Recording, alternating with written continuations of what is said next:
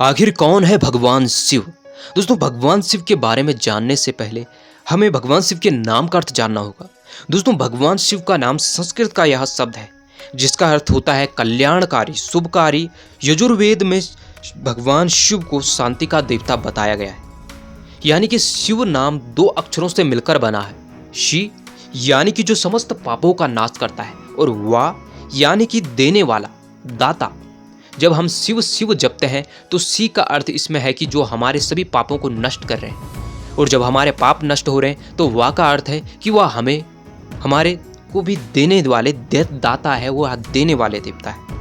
दोस्तों, भगवान शिव की दो रूपों में पूजा की जाती है, सूक्ष्म रूप से और स्थूल रूप में। जो स्थूल रूप में हम पूजा करते हैं यानी कि हम उनकी मूर्तियों की पूजा करते हैं, और जब हम उनकी सूक्ष्म रूप में पूजा करते हैं हम उनके शिवलिंग की पूजा करते हैं, यानी कि उनके निराकार स्वरूप की पूजा करते हैं। इस धरती पर सबसे ज़्यादा भगवान शिव की पूजा जो होती है वह उनके लिंग स्वरूप की पूजा होती है, उनके निराकार स्वरूप की पूजा होती है।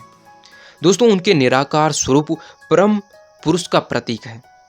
दोस्तों, भगवान शिव के बारे में जानने से पहले हमें उनके इन सभी प्रतीकों के बारे में जानना होगा जो उन्होंने अपने में धारण किए हैं, और यह प्रतीक जितने साधारण दिखते हैं उतने ही असाधारण हैं। जैसे कि भगवान शिव की जटाएं। भगवान शिव की जटाएं अंतरिक्ष का प्रतीक है, यानी कि भगवान शिव इस वायुमंडल के देवता है, और यानी कि जिन्होंने अंतरिक्ष यानी ध्यान, वह ध्यान के भी देवता है, यानी कि जिनकी जटाओं में समस्त अंतरिक्ष समाया है। दोस्तों, भगवान शिव के आपने देखा होगा कि मस्तक पर उनके चंद्रमा है जो मन का प्रतीक है, यानी कि जो भगवान शिव का मन चंद्रमा की तरह भोला, निर्मल, उज्जवल और जागृत है। भगवान शिव की त्रिनेत्र आपने देखी होगी तो वह इस बात का प्रतीक है। भगवान शिव की त्रिनेत्र तीन गुणों का प्रतीक है, रजगुण, तम गुण और सतगुण। और भगवान शिव की तीन नेत्रें तीन कालों का प्रतीक भी है, वर्तमान काल, भूतकाल और भविष्य काल। और भगवान शिव की यह तीन नेत्रें तीनों लोकों का प्रतीक है, पाताल लोक, पृथ्वी लोक और स्वर्ग लोक। और भगवान शिव के गले में आपने देखा होगा कि उनके गलों में सांप है, वासुकी नाग विराजित है।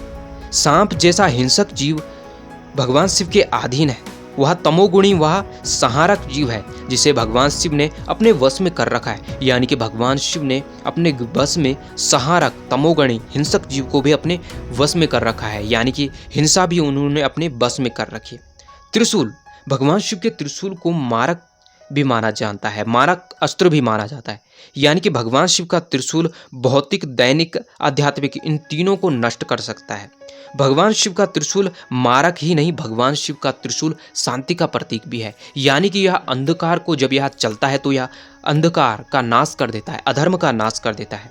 और भगवान शिव का त्रिशूल तीनों गुणों से भी ऊपर है, यानी कि भगवान शिव तीनों गुणों से भी ऊपर है, वह निर्गुण है।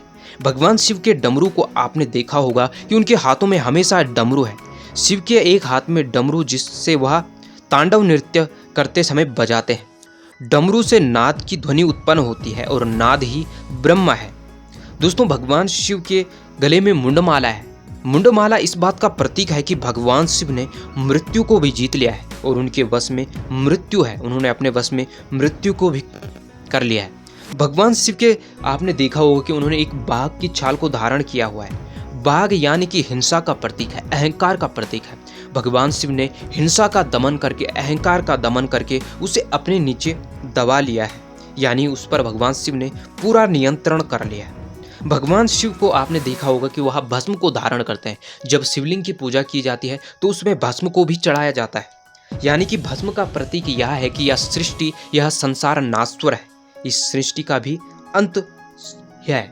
और भगवान शिव को आपने देखा होगा कि भगवान शिव के वाहन नंदी बैल है।